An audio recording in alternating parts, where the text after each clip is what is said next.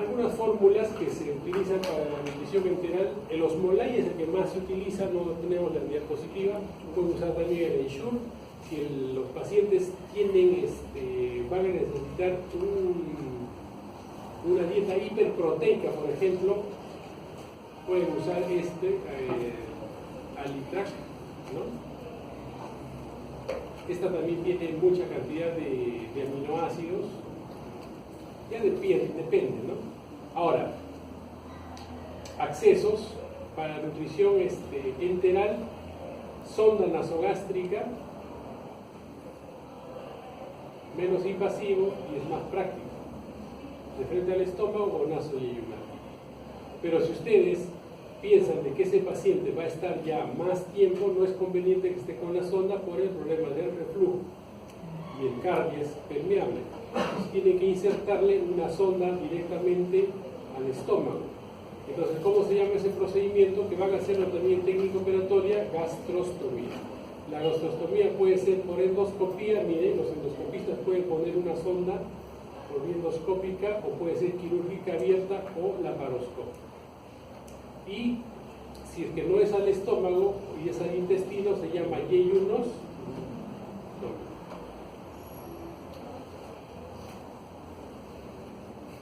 La intragástrica es la primera opción, bien tolerada y no mayor a 4 semanas.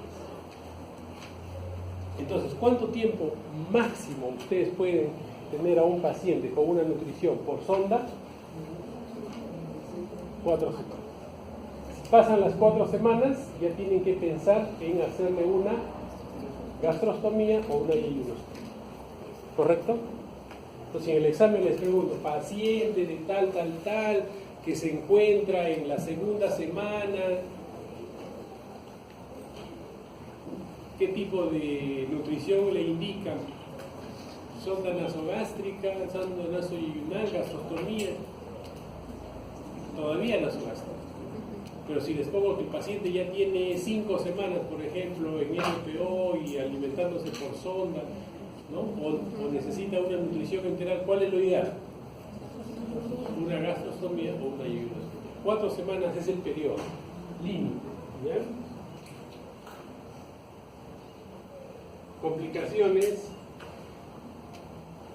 ¿ven?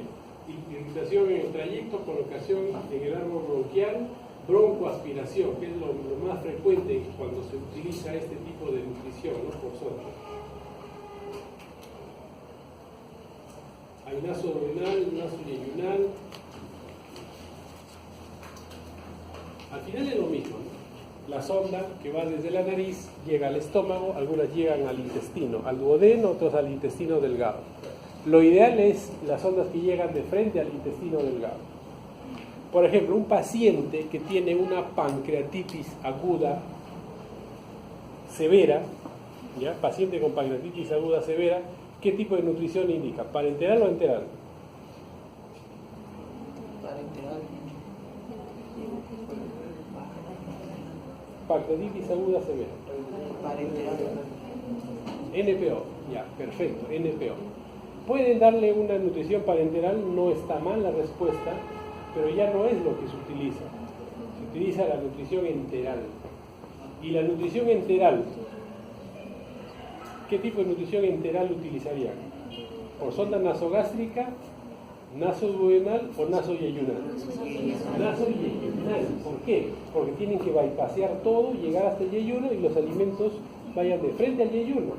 Porque usted le ponen al estómago, cuando los nutrientes pasen por el duodeno, van a estimular toda la colecistoquinina y va a perjudicar a la pancreatitis.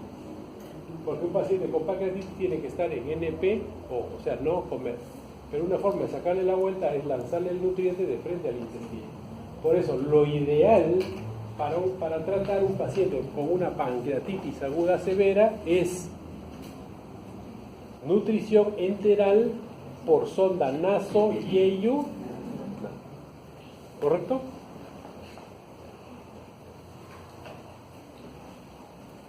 Estas son sondas también nasoyeyunales. Muchas de ellas se ponen por endoscopía o por fluoroscopía. ¿Cómo yo sé que está en el yeyuno, doctores, de la sonda? por endoscopía, van con el endoscopio hasta el ángulo de Treitz y ahí lanzan la sonda, o lo otro es por fluoroscopía. Van haciendo la fluoroscopía, ven cuando pasa el estómago, cuando da todo el marco duodenal, cuando llega el yeyuno, inyectan el contraste y ya saben que está en el yeyuno. Entonces, dos formas de colocar la sonda nasoidea, por endoscopía o por fluoroscopía. ¿Ya? Infusión continua, intermitente. Ahora, cuando ya insertaron ustedes la sonda nasoyeyunal, que es lo ideal para la nutrición enteral, la sonda nasogástrica no es lo ideal es la nasoyeyunal. ¿Cómo le dan los nutrientes al paciente? En forma de bolos. Cuando es por sonda nasogástrica, no hay mayor problema, ¿no? Les dicen, a veces hay pacientes que tienen un problema orgánico cerebral y no quieren comer, o tienen Alzheimer, una cosa así, los viejitos, le ponen su sondita, lo mandan a su casa. ¿Y qué le dicen? Ya, usted señora prepara su misma comida, lo licúa y le pone 3 veces al día. Esos son administrados en forma intermitente, ¿correcto? O sea, la administración en bolos es de forma intermitente. Pero lo ideal, cuando nosotros hacemos nutrición enteral, es administrarlo de forma continua. Entonces, esto se hace con bombas de infusión. Hay bombas de infusión parecidas a las bombas que son las mismas que se utilizan para poner hidratar o ponerles requerimientos de agua y electrolitos a los pacientes. Son bombas de infusión. Y ahí se puede programar cuánto en 24 horas. Entonces, lo ideal es hacerlos con bombas de infusión. Por ejemplo, un paciente con pancreatitis aguda severa necesita nutrirlo por forma enteral, pero con una bomba de infusión para que sepan cuánto va a entrar en 24 horas, de forma continua. Entonces, estas bombas de infusión, lógicamente ya requiere toda una logística. Pues en su casa pueden hacerlo, sí, o sea, en los hospitales con muchísima mayor razón. Entonces, ¿cómo se administra? El primer día, 500. Al siguiente día, 1000. Y al siguiente día, 1500. ¿Por qué creen que sea así? Porque si ustedes de frente le dan los 1500 al paciente, sustancia hiperosmolar, 1500. Alguien ha tomado un frasco de yogur como refresco, ¿sí o no? ¿Qué les pasa? A ver, sincérense. ¿O qué creen que les pasaría? Sustancia hiperosmolar en el tubo digestivo, una diarrea hiperosmótica, ¿no es así? Y entonces, esa es la complicación que tendría el paciente. O sea, si le ponen de frente los 1500, diarrea. Por eso le ponen 500, después 1000 y después 1500 en 24 horas. Entonces, esa es la forma de insertar la nutrición enteral. Entonces, cuando les pregunten eso, ya saben ustedes. ¿La nutrición enteral le damos de frente los 1500? No. ¿Y por qué no le dan 2000, 2500? Porque es demasiado. O sea, máximo llegan a 1500. Doctor, y los 1000 restantes le ponen por la vena. ¿Correcto? Por eso es todo un manejo, ¿no? Esto para que lean un poquito. Nutrición parenteral. ¿Qué quiere decir nutrición parenteral? Que ya no es por el tubo digestivo, sino es por las venas. Y hay dos formas, periférico y central. Nutrición parenteral periférico, por las vías periféricas, y central, por un catéter venoso central. ¿Correcto? A la que entra por el catéter venoso central también le llaman nutrición parenteral total.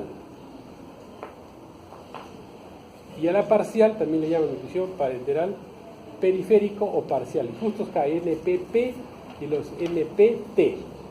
¿Correcto? NPP y NPT. ¿Qué significa NPP? Nutrición parenteral parcial o periférica. Y NPT, parenteral total. Esta es la NPP, por ejemplo, ¿no? Nutrición parenteral periférica. Evita las complicaciones relacionadas al acceso venoso central, y esto a veces es como cuando se va a hacer un procedimiento más al paciente, siempre tienen que tener mucho cuidado. Lo ideal es tratar de hacer lo que el paciente necesita nada más, no mayor cosa, porque, por ejemplo, hasta ahora recuerdo que un médico que trabaja conmigo lleva a su papá al hospital para que lo operen de la próstata, me parece. Entonces le encontraron un trastorno y le dijeron, no, ¿saben qué? Vamos a ponerle un catéter. Entonces le ponen el catéter venoso central y al ponerle el catéter venoso central le hacen un neumotórax. Y después del neumotórax, una insuficiencia respiratoria, cuidados intensivos, se murió por esto y no por el problema que lo llevó. Entonces, por eso cuanto menos invasivos podamos ser, bien. Pero si no hay otra alternativa, hay que hacer el procedimiento y hay que hacerlo bien. Por eso, entre el NPP y NPT, algunos dicen, no, mejor le ponemos periférico nomás, porque la central todavía no. ¿Por qué? Porque hay muchas complicaciones en el acceso venoso central. Puede haber una tromboembolia pulmonar, porque tiene un catéter ahí directo clavado en la vena cava, ¿no? Entonces puede ser bastante riesgoso. O se infecta el catéter y el paciente se muere. Yo recuerdo también un caso cuando yo empezaba no a estudiar, ya era asistente de un profesor de una academia, ¿no? Que tenía su mamá con una pancreatitis aguda severa. En esa época, nutrición parenteral total a todos los pacientes, y la paciente no se murió de la pancreatitis, sino se murió de una infección de un catéter venoso central. Entonces, en esa época, la nutrición parenteral total le decía nutrición para enterrar, ¿no? No era parenteral, sino era para enterrar. ¿Por qué? Porque había mucha complicación. Luego, esto se viene superando con los catéteres tumerizados, con los catéteres POR, para evitar esa infección. Entonces se dan cuenta que no es algo que sea, es lo ideal y le indicamos al paciente. Por eso siempre ustedes tienen que salir de esta clase en que la mejor nutrición es la que utiliza el tubo digestivo, o sea, la nutrición enteral. Dice, su administración es más segura, está indicado en compromiso de función intestinal que requiere nutrición menos de 14 días. O sea, si el paciente va a necesitar una nutrición parenteral por menos de 14 días, parenteral periférico.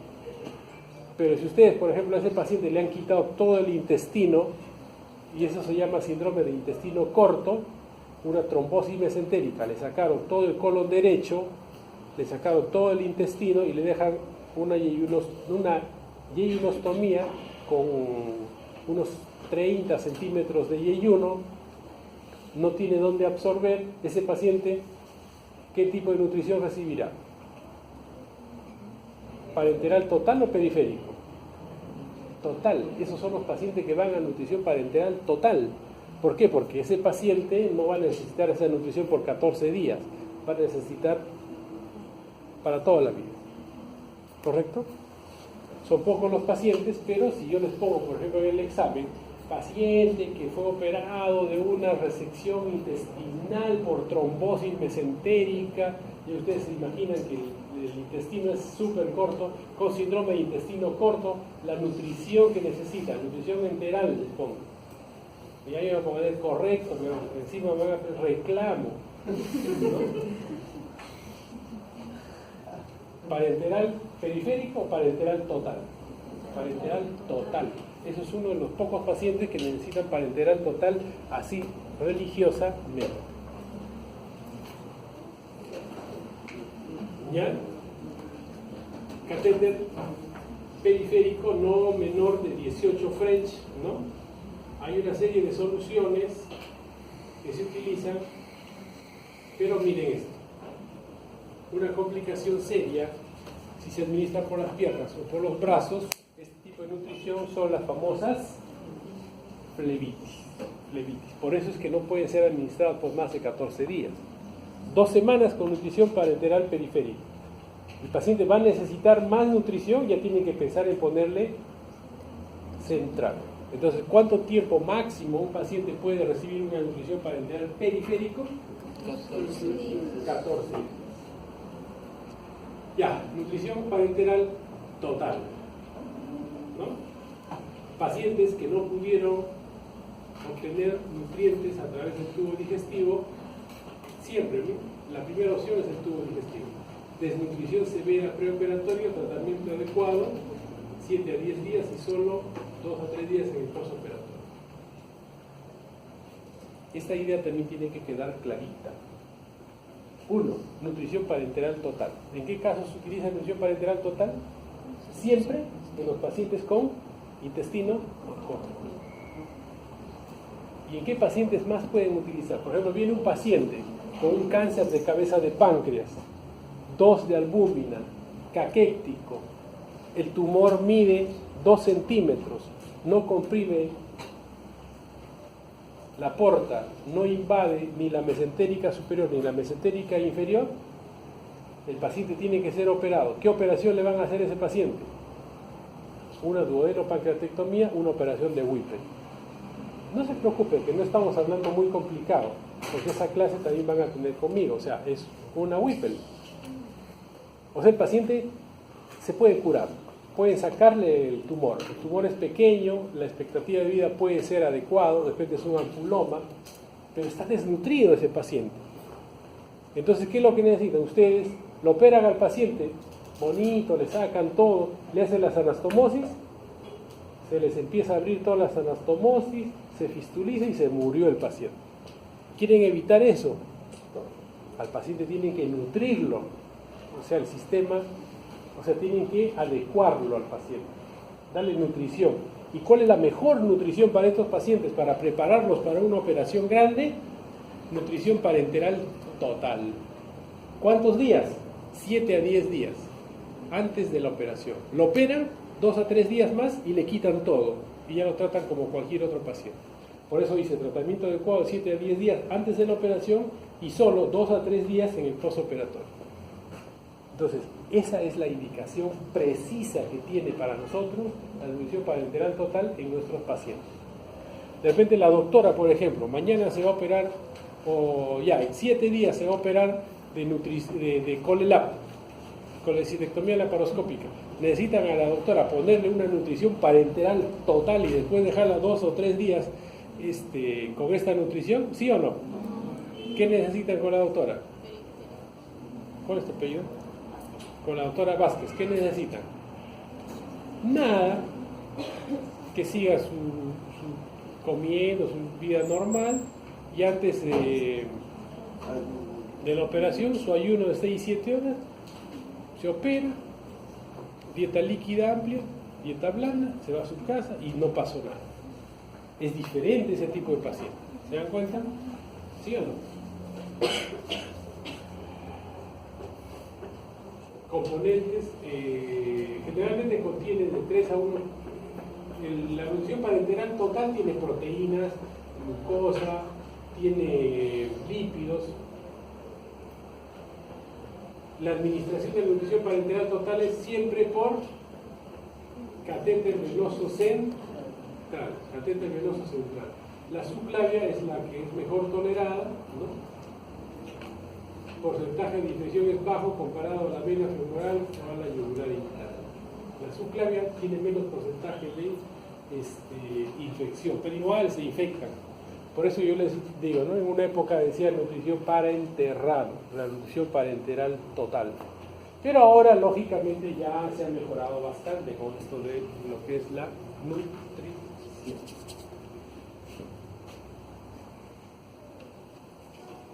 Complicaciones, lesiones que dependen de la experiencia, función, neumotórax, embolia gaseosa. Esta es la infección que mata, miren. Hay estafilococos aureus y estafilococo epididimitis. Eso, el estafilococo aureus especialmente, es la principal complicación de la nutrición parenteral que definitivamente hay que tenerle mucho cuidado. Entonces, ¿qué es lo que a mí me interesa de que se lleven de esta clase? 1, de que el paciente quirúrgico es un paciente especial. ¿Por qué? Porque va a estar en un periodo de ayuno. ¿Correcto? Antes de la operación y después de la operación. Por eso es que ustedes tienen que manejar el medio interno, el agua y los electrones. Ese es el segundo concepto. Antes de la operación, el paciente está con un grado de deshidratación. ¿Y cuál es la solución que tienen que administrarle? Cloruro de sodio al 9%. Después de la operación se supone que la anestesia local lo ha compensado al paciente y no tiene ningún problema de déficit. Por lo tanto, lo que tienen que darle es el requerimiento que necesita. Y hemos visto con esta tabla por qué se le pone dextrosa al 5%, por qué hipersodio, por qué calio. Y los 2,5 litros que se suele indicar. ¿Lo ven un poquito más subir? 3 litros. Un poquito menos, 2 litros. 2,5 litros. Entonces, van jugando. Pero eso es a grosso modo, porque si no, imagínense, todas las visitas de todos los días de los hospitales estarían, a ver tu calculadora, calcula 80 por tanto, o sea, y no nos ven en ese plan, nos ven ya dictando una indicación que se hace prácticamente rutina. Pero ustedes tienen que hacer el ejercicio fino y ver cuánto realmente necesita el paciente y van a ver que va a caer en esos parámetros que se vienen indicando. Ese es el primer concepto. El otro concepto que tenemos que quedar es de que si un paciente ya tiene de 7 a 10 días en ayuno, tienen que pensar inmediatamente en darle un soporte nutricional. ¿Cuál es lo ideal? Usar el tubo digestivo. Si no pueden usar el tubo digestivo, tienen que entrar a la parenteral. Pero dentro del tubo digestivo hay dos formas, ¿no? Por sonda nasogástrica o nasoyeyunal, o por gastrostomía o yeyunostomía, que pueden hacerlo por endoscopía o por cirugía abierta. Ustedes incluso en técnica operatoria van a hacer gastrostomía y yeyunostomía. Ya saben cuál es el objetivo, utilizar el tubo digestivo para la administración. Cuando ustedes ya tienen ese paciente para darle nutrición enteral, tienen que tener el otro concepto, que máximo pueden pasarle 1500, porque si no se ven diarrea, porque son sustancias hiperosmolares, el primer día 500, al día siguiente 500 y después terminan con los 1500. Y lo que falta, los 1000 que faltan, van por la vena, pero como hidratación nada. ¿Correcto? Ahora, cuando tienen un paciente con nutrición, ya no hay otra forma, tienen que darle parenteral, tienen que darle periférico y central. ¿Cuál es? Si no va a necesitar muchos días, máximo hasta 14 días, o sea, 2 semanas, periférico. Pero si ustedes ven que tiene un intestino corto y que siempre va a utilizar esto, tiene que entrar a una total. ¿Y cuál es la principal indicación de nutrición parenteral total en nuestro caso de cirugía? Es los pacientes con un grado de desnutrición severa que tienen la opción de entrar a un tratamiento quirúrgico radical, que necesitan después tener buen nivel de proteínas para la anastomosis, tienen que haber nutrición parenteral total. ¿Cuánto? 7 a 10 días antes de la operación, llegan al nivel óptimo, 2 a 3 días después de la operación y de ahí ya lo tratan como cualquier otro paciente.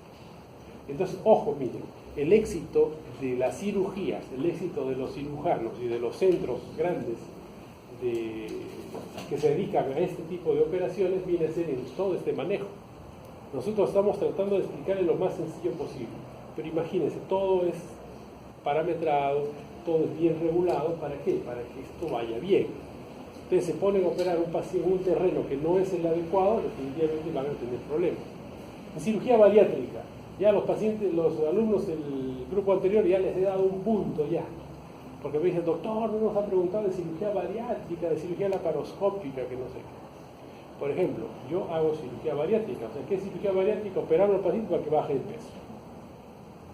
Más de 35, 40 días de masa corporal. O sea, tienen que estar en un grado de obesidad. ¿Ustedes saben cuál es el primer órgano que baja de peso en el organismo? Los cachetes, la papada. ¿Cuál es el primer órgano que baja de peso en el organismo? El hígado. Es el primero que baja de peso, o que baja de volumen, ¿no? Volumen y peso. Entonces, los pacientes obesos que uno opera, a veces ustedes ven pacientes que no pueden ni respirar. Acá en el Perú no vemos súper obesos, pero hay obesos. Entonces, en los obesos, el hígado es un hígado grande. Entonces, un hígado esteatóxico, muy voluminoso. Entonces, cuando nosotros hacemos operaciones para este tipo de pacientes, bypass, gastrectomías y todo este tipo de pacientes, todo este tipo de cirugías, utilizamos el estómago y el intestino. Cuando usamos el estómago y el intestino, prácticamente el hígado está encima. Tenemos que separar el hígado. Entonces, ¿qué creen? ¿Que es mejor trabajar con un hígado que te está fastidiando todo el tiempo por volumen o tener un hígado light, un hígado ya más suave que puedas manejar? Un hígado más suave, un hígado que ya bajó de peso. Entonces, por eso estos pacientes que van a ser sometidos a una cirugía bariátrica, yo particularmente los pongo en dieta, una dieta de entre 500 y 800 calorías por 2 semanas, es la dieta de los 14 días, baja el lóbulo hepático y la cirugía es mucho más sencilla, mucho más fácil, mucho más llevadera, menos complicaciones. Hay cirujanos que no te preocupes, yo te opero por ganar y ya al día siguiente vas a operar, pero puede tener sus complicaciones. Por eso depende del manejo. Ustedes tienen que tener los conceptos y con los conceptos armar su esquema. Porque al final ustedes cuando sean médicos van a coger de acá, de allá, de acá, de todas partes. Entonces, como cirujanos, por ejemplo, ustedes pueden tener formación en el Perú, en su hospital, en otros hospitales, en Francia, en Estados Unidos, en todas partes, y se hace una mixtura y son ustedes.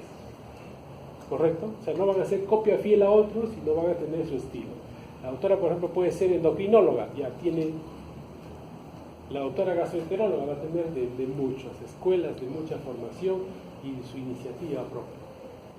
De repente el doctor va a ser investigador, ya saca una nueva técnica, no, miren, vamos a hacer esto de forma diferente, o sea, eso es, o sea, cada profesional, cada ser humano es completamente independiente. Y eso tienen que tener ustedes. Siempre absorber lo mejor de todo para sacar su estilo y ser cada día mejor. Clase pesada, las preguntas no van a ser muy complicadas en el examen y definitivamente, gracias por su atención prestada, chicos. Síganme. Me he dejado de entender, ¿no? Sí.